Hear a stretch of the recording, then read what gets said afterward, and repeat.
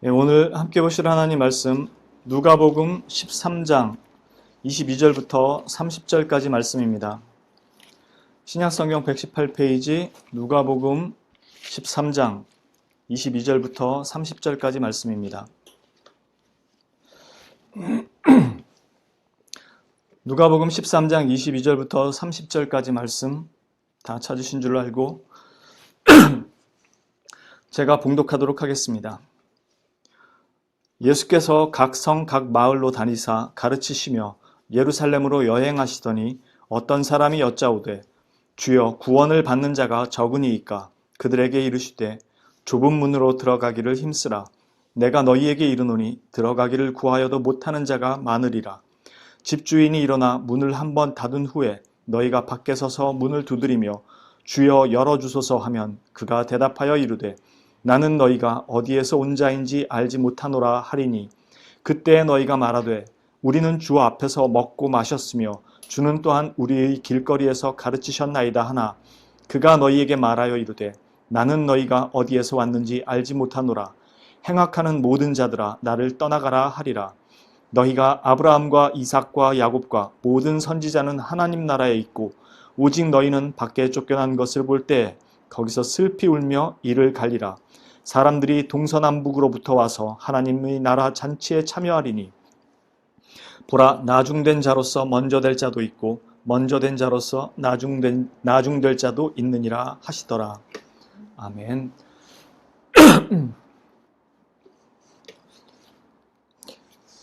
예수님께서 각 성 각 마을로 다니시면서 복음을 전하시는 내용인데 이미 우리가 살펴본 것처럼 이제 마지막으로 예루살렘을 향해서 올라가시면서 가르치시는 내용들에 관한 것들입니다.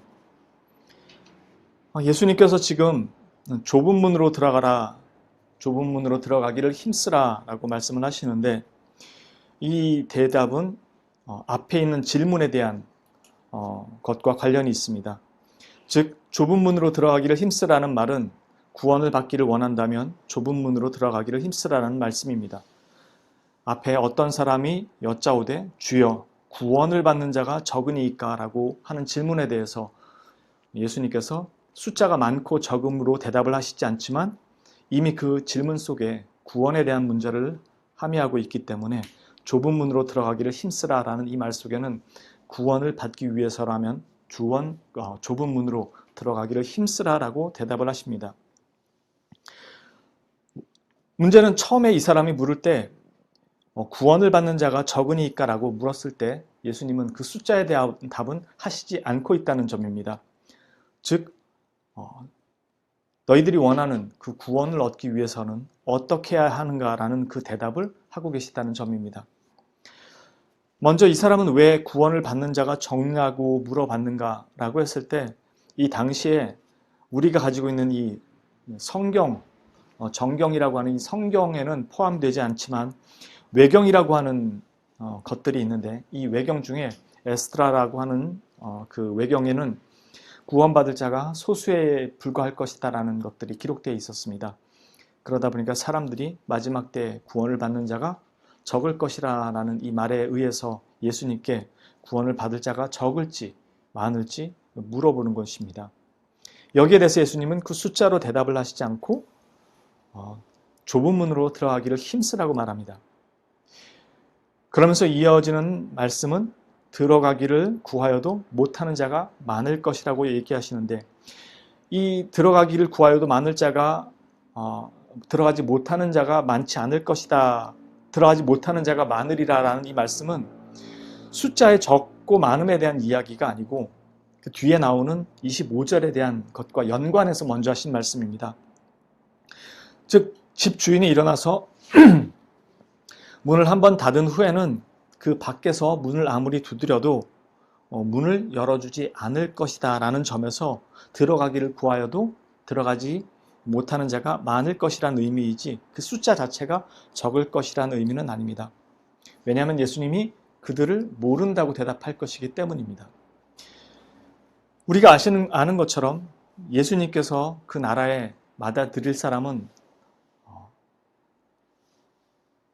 이미 성경 자체가 말씀하시기를 매우 많은 하나님의 택한 백성들이 그 나라에 들어갈 것을 말씀하고 있습니다. 그래서 숫자가 적고 많음에 대한 문제가 아님을 우리는 다른 성경을 통해서도, 다른 곳을 통해서도 알 수가 있습니다. 지금 예수님께서 이렇게 말씀하신 것은 이미 문이 한번 닫힌 후에는 그 문이 다시 열리는 것이 아니기 때문에 그 안에 들어가기를 힘써도 그때는 들어갈 수 없음을 분명하게 말씀하는 것입니다. 예수님께서 대답하시기를 그때 나는 너희가 어디서 왔는지를 모른다고 얘기하십니다. 그러나 이 사람들의 대답은 아니 우리가 주와 함께 먹고 마시지 않았습니까? 바로 주님 앞에서. 그리고 주님이 가르치실 때 우리가 그 말씀을 들으려 거기에 와 있지 않았습니까? 라고 한다는 점입니다. 즉 우리는 주님과 가까운 사이가 아니었습니까?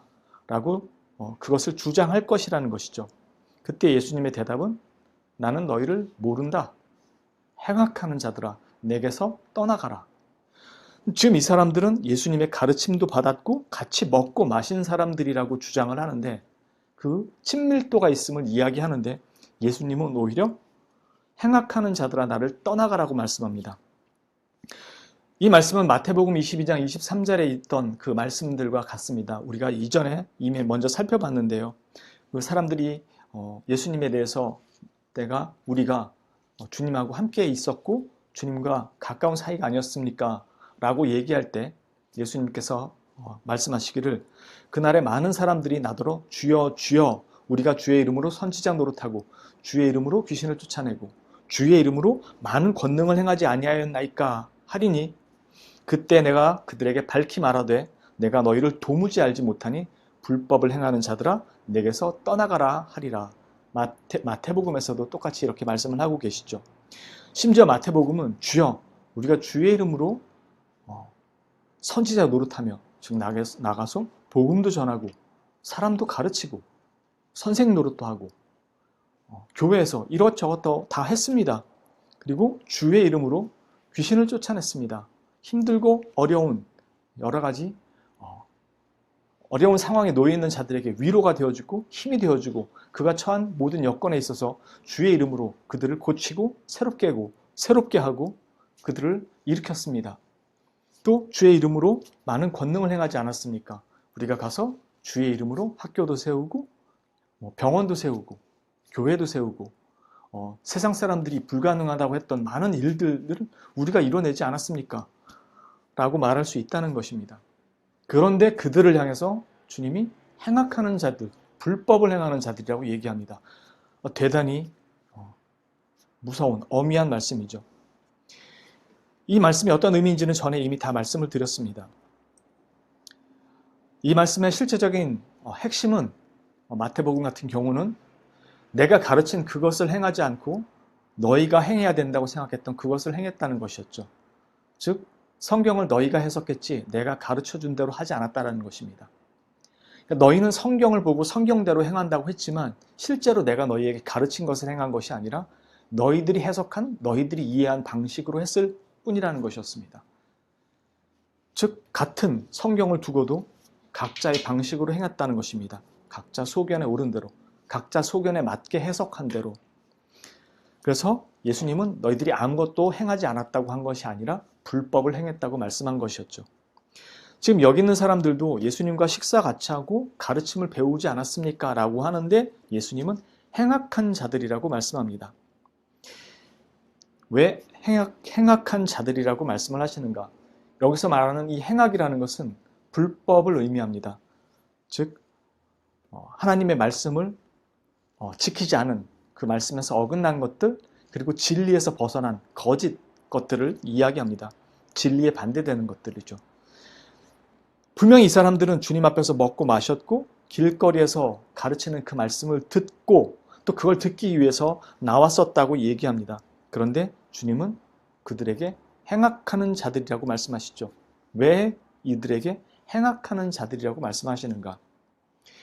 저희가 지금 이 말씀을 살피고 있을 때 이 문제는 지금 앞에 단락까지는 회당에서 가르친 신 이야기고 뒤에 단락은 지금 오늘 우리가 보는 말씀부터는 예루살렘을 향해서 가시면서 가르치시는 말씀이지만 사실 이 말씀이 전혀 별개로 떨어져 있지 않습니다. 왜냐하면 그 뒤에 나오는 문맥들이 계속해서 연관되어 있다는 것을 알 수 있기 때문입니다. 우리가 전에 앞에서 봤던 말씀 중에 12장 54절 이하의 말씀을 보면 하늘의 징조를 보고 그 결과가 어떨지를 너희들이 알지 않느냐. 그리고 실제로 그 징조 너희들이 예측한 대로 그대로 되지 않더냐. 그러면서 하셨던 말씀이 너희의 오늘의 모습을 보면서 그 결과가 어떻게 될 것이라고 너희가 모르겠느냐? 어떠한 심판이 너희에게 주어질지 너희가 깨닫지 못하겠느냐? 그러면서 너희는 왜 스스로 옳고 그름을 분별하고 판단하지 않느냐? 그러면서 이어졌던 말씀이 더 늦기 전에 너희가 재판관 앞에 가기 전에 너를 고발하는 그 사람과 화해하라 라고 말씀하시는 내용이 나왔었죠. 그리고 이어졌던 말씀이 빌라도에 의해서 죽었던 갈릴리 사람이 다른 갈릴리 사람보다 죄가 더 많은 줄 알았더냐? 너희가 회개하지 않으면 그 사람들과 똑같이 되리라. 그리고 실로암 망대가 무너져서 그 망대에 치여서 죽은 사람이 너희 예루살렘에 있던 다른 사람들보다 더 죄가 많은 줄 알았더냐? 아니다. 너희도 회개하지 않으면 똑같이 그와 같이 되리라 라는 말씀이었죠. 그리고 이어지는 말씀이 비유로 포도원 비유가 나왔습니다. 포도원에 심겨진 그 무화과 나무 3년이 지나도록 즉 풍성한 열매를 맺을 수 있는 기간이 지났음에도 열매를 맺지 않는 그 무화과 나무에 대해서 포도원 주인이 뽑아버리라고 그러죠. 찍어버리라고. 땅만 버리고 있다고. 차라리 거기에 포도나무를 심겠다 이것이죠. 그때 포도원 지기가 참고 기다려 주십시오. 제가 가꾸고 비료도 여러 가지 것들도 많이 주어서 소출을 거둘 수 있도록 해보겠습니다. 만일 이후에 열매가 맺지 않으면 그때 찍어버리십시오 라고 유예를 요청합니다. 그러면서 나온 내용이 너희도 이와 같이 회개하지 않으면 이와 같이 되리라는 이 말씀이었죠. 이 모든 게 회개와 관련된 내용이었습니다. 쭉 나온 내용이. 그리고 안식일 논쟁이 나왔죠. 이들은 안식일을 지킨다고 하지만 실제로 이 안식일의 의미는 알지 못한 채 형식적인 안식일 준수라는 그 형식적인 의식 자체만, 종교적 의식 자체만 지키고 있었을 뿐이지 실제로 안식일이 요구하는, 안식일이 원했던 바에 대해서는 지키지 못했죠. 예수님께서 너희는 실제로 하나님께서 너희에게 원했던 정의와 공의는 전혀 실행하지 않고 이 종교적 의식만 지키고 있는 것으로 너희의 의무를 다한 것으로 생각한다는 거죠. 그것이 종교적으로 너희들이 지켜야 될 것이었고 경건이었다라는 것으로 너희는 생각하지만 너희는 전혀 잘못된 것을 지키고 있다는 것이었죠. 그러면서 오늘 나온 말씀이 26절에 그날에 그들이 말하길 우리가 주 앞에서 먹고 마셨으며 그 가르침을 받았습니다 라고 주장하는 것들에 대해서 예수님과의 친밀도를 주장하고 그 가르침을 올바로 자기가 알고 따랐다고 주장하는 것에 대해서 예수님께서 책망하시죠. 행악하는 자들이라고요. 즉 다시 말해서 너희가 그 말씀을 올바로 듣고 깨달았다면 너희가 올바른 그 회개를 했을 것이라는 것이고 그 올바른 회개에 합당한 열매를 냈을 것이라는 거죠. 즉 주님 앞에서 먹고 마셨고 그 가르침을 따랐다고 주장하는 그들에게 대해서 예수님이 행악한 자라고 말씀하시는 것은 이 앞에 나온 내용들, 회개하라 라는 그 내용에 맞추어서 너희가 정말로 회개했다면 너희는 내가 가르친 것을 올바로 실행했을 것이라는 거죠. 너희는 나와 친밀도가 있다고 얘기하지만 그건 아무 관계가 없는 친밀도였다는 것이죠. 정말로 지켜야 할 그것을 너희는 실제로 지키지 못했다는 것입니다.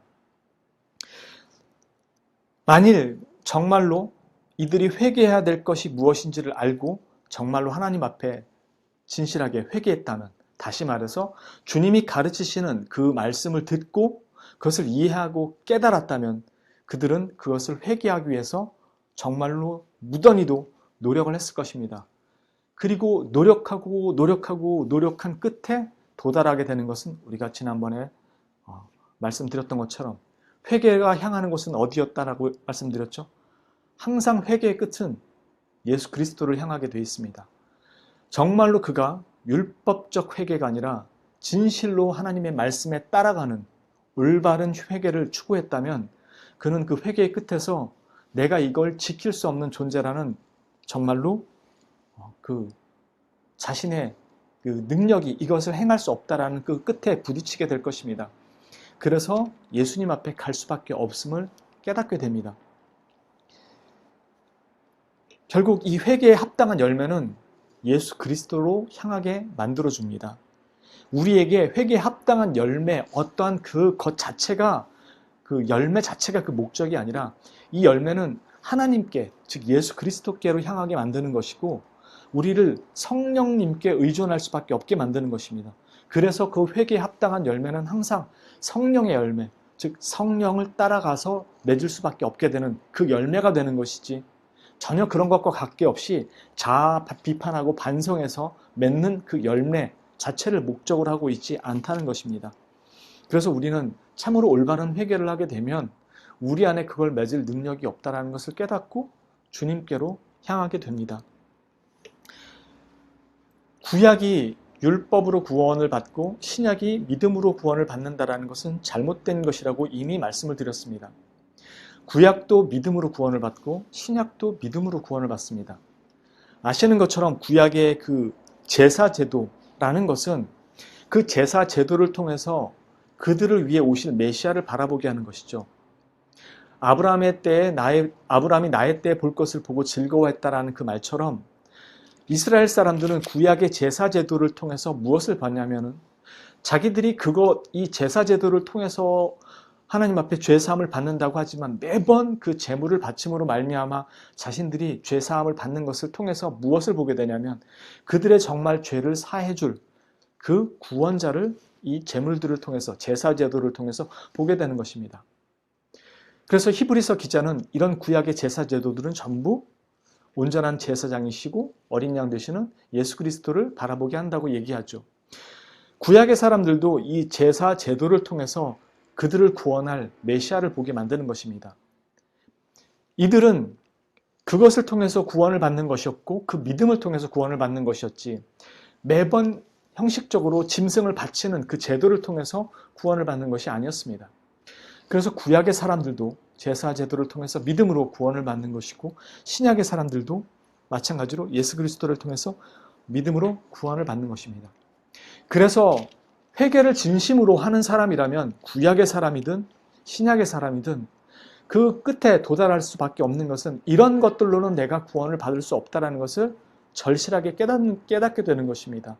나에게서는 정말로 하나님께서 원하시는 이것을 지킬 만한 능력이 없는 완악한 죄인이라는 것을 깨닫게 되고 그의 회개의 끝은 하나님밖에 없음을, 하나님께서 그 구원을 이루어 주시지 않으면 답이 없음을 알게 되고, 구약 사람들은 이 제사 제도를 통해서 그들을 구원할 메시아를 보게 되고 신약 사람들은 그들을 구원하는 이 예수 그리스도를 통해서 그분이 오신 메시아라는 것을 알게 되는 것입니다. 그래서 오직 우리의 구원은 예수 그리스도의 이 대속적 죽음 말고는 방법이 없었다라는 것을 깨닫게 되는 것이죠. 이것이 진실로 회개한 사람이 보게 되는 것입니다. 이 구약의 제사제도나 신약이나 모두 가리키는 그것, 내가 곧 길이요 진리요 생명이라고 말씀하신 그분에게로 돌아오게 되는 것이죠. 요한복음 10장 7절 이하에는 예수님께서 말씀하시기를 그러므로 예수께서 다시 이르시되 내가 진실로 진실로 너희에게 말하노니 나는 양의 문이라. 나보다 먼저 온 자는 다 절도요 강도니 양들이 듣지 아니하였느니라. 내가 문이니 누구든지 나로 말미암아 들어가면 구원을 받고 또는 들어가며 나오며 꼴을 얻으리라. 정작 율법을 가졌고 하나님의 선택받은 백성이라 믿는 자들은 오히려 종교적 의식과 율법 준수를 통해서 그들이 하나님의 나라에 들어갈 것이라고 생각하지만 결과적으로 그들은 하나님 나라 밖으로 쫓겨나 있을 것이라고 말씀합니다. 좁은 문, 지금 누가복음에서는 넓은 문에 대해서 이야기하지 않지만 마태복음에서는 좁은 문으로 들어가기를 힘쓰라고 하죠. 거기에는 생명으로 가는 길은 그 길이 좁고 협착하여서 사람들이 찾는 사람들이 적다고 말하고, 넓은 문은 크고 길이 넓어서 들어가기가 좋기에 사람들이 그곳으로 간다고 말씀합니다. 넓은 문이라는 것은 어떤 면에서는 개선 장군들처럼 떳떳한 사람들이, 그리고 자기가 그럴 만한 자격이 있다고 생각하는 사람들이 다닐 만한 길을 의미한다고 볼 수도 있을 것입니다. 즉 개선 장군처럼 자신이 그 나라에 들어갈 만한 자격을 갖춘 자들, 즉 율법을 지키고 하나님의 말씀을 지켜서 자기가 그 자격을 획득해서 들어간다고 생각하는 그 문이 될 수 있을지도 있을 것입니다. 그러나 이 좁은 문은 자기로서는 도저히 갈 수 없는 그 문, 자기로서는 할 수 없는 그 나라 안으로 들어갈 수 없는 그것을 오직 그리스도로만 들어갈 수 있는 문이기에 그 문은 사람들이 찾지 않는 좁은 문인 것입니다.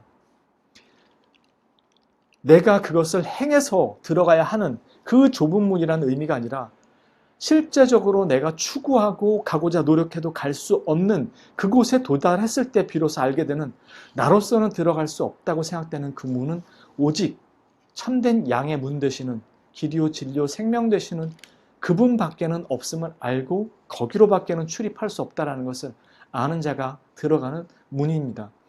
그래서 그 길은 좁고 협착하며 찾는 자가 드물고, 내가 율법을 지키고 하나님 말씀에 떳떳하게 살아간다고 생각하는 자들이 찾는 문이 넓은 문이 될 것입니다. 이 좁은 문은 단지 처음에 믿는 자뿐만이 아니라 믿고 나서도 깨닫는 자들의 문입니다.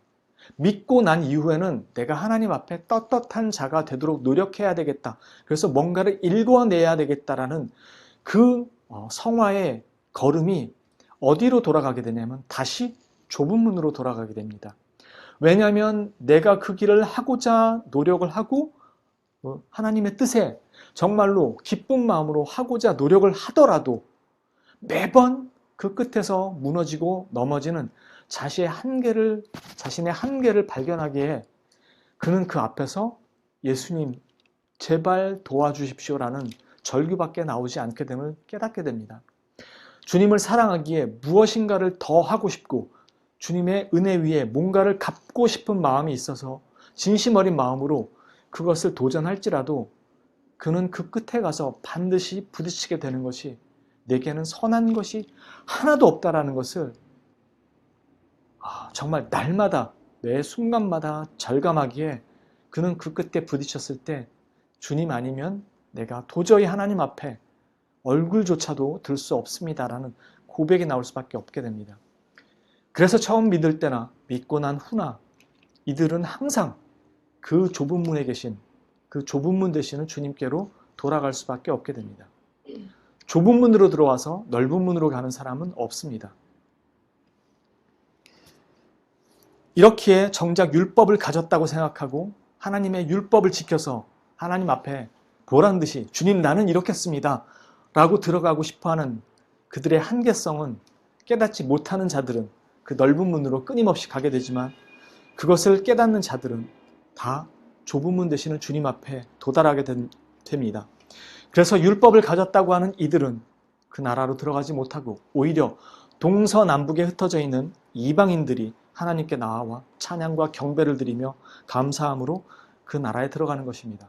그래서 예수님은 보라 나중된 자로서 오히려 먼저 될 자가 있고 먼저 됐다고 생각하지만 오히려 나중된 자들 많을 것이라고 말씀합니다. 주님을 안다고 말하는 것, 주와 함께 먹고 마시며 그 가르침을 받았다고 하는 것은 우리에게 단지 머리에 있는 지식이나 관념이 아니라 오직 그 말씀을 따라서 그것을 실제로 행동을 통해서 옮기는 것을 말합니다.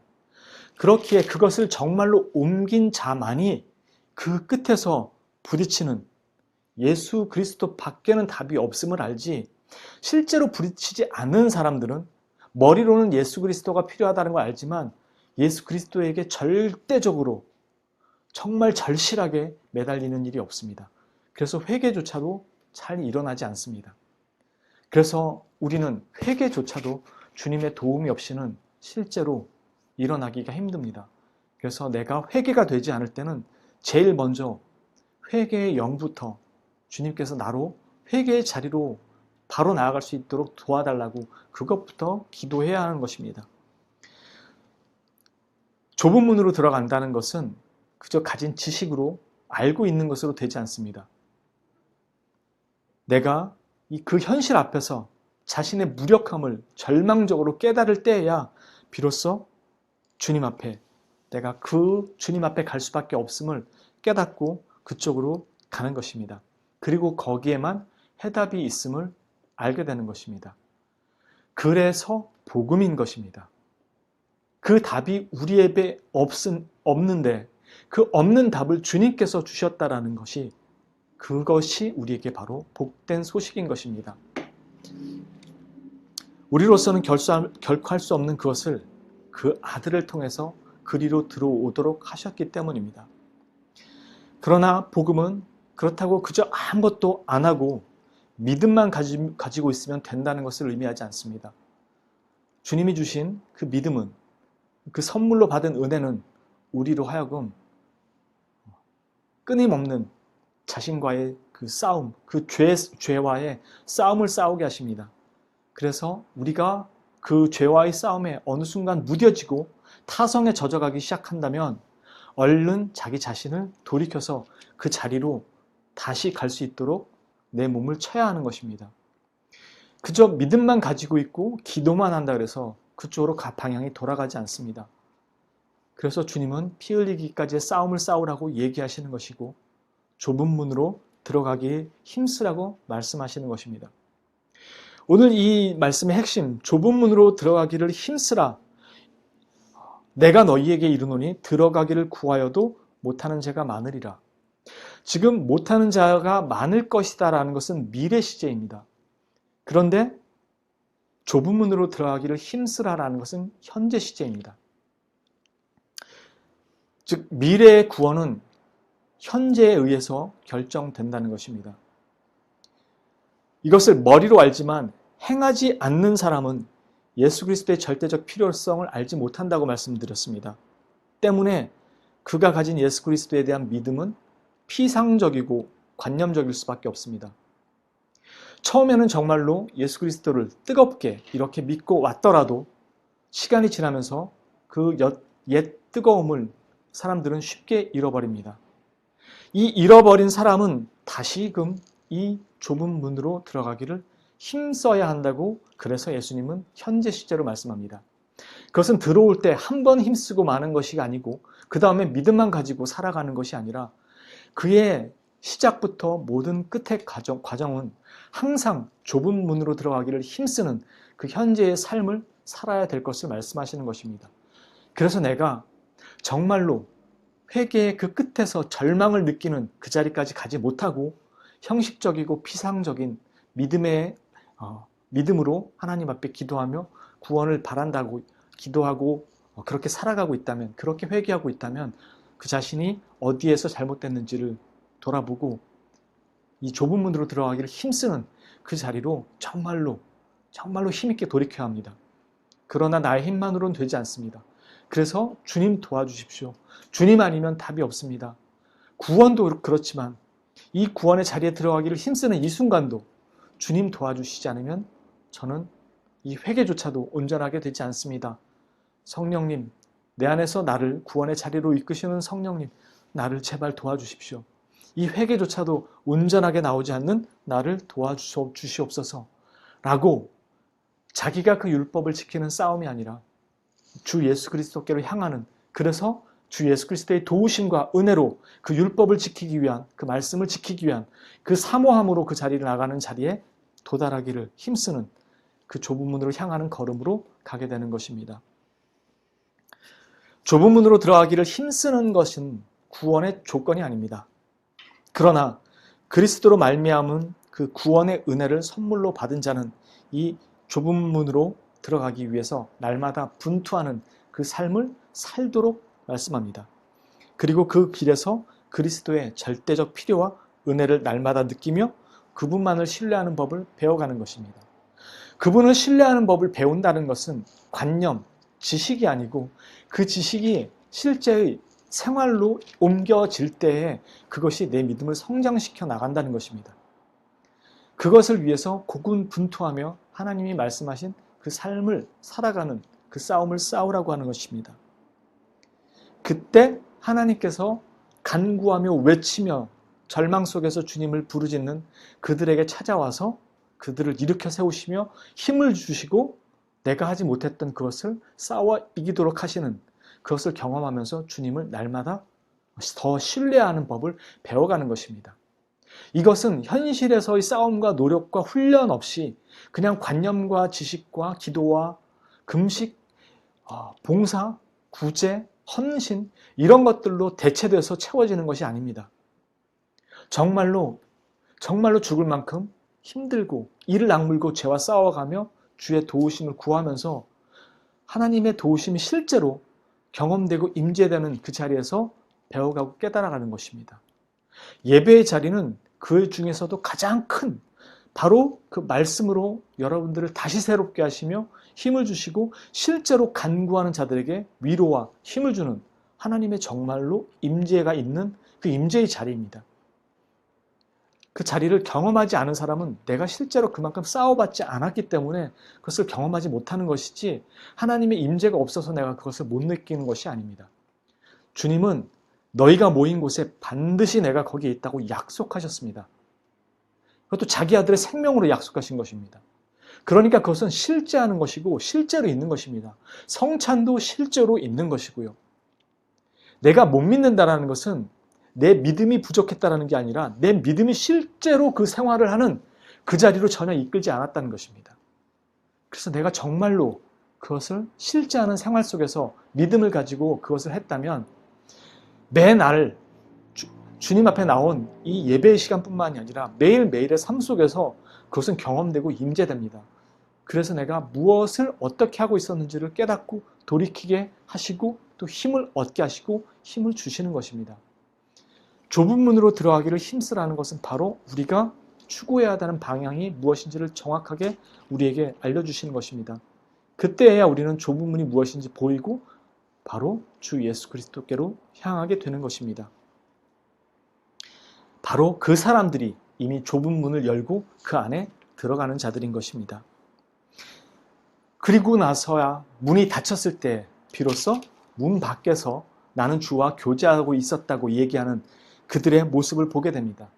그들은 주님과 교제하고 있었다고 얘기하지만 실상은 문 밖에 있는 자들, 즉 전혀 좁은 문으로 들어가기 위해서 애를 써보지 않은 자들, 즉 진실한 회개와 그 싸움을 싸워보질 않았기 때문에 어디로 가야 되는지를 전혀 모르는 자들, 율법을 가지고 율법을 지킨다고 했지만 실제로 그들이 율법이 요구하는 바를 지키기 위해서 정말로 싸웠다면 그들은 그 율법을 지킬 수 없었다라는 사실 앞에 무력함으로 하나님의 은혜를 구할 수밖에 없다는 사실을 깨달았을 겁니다.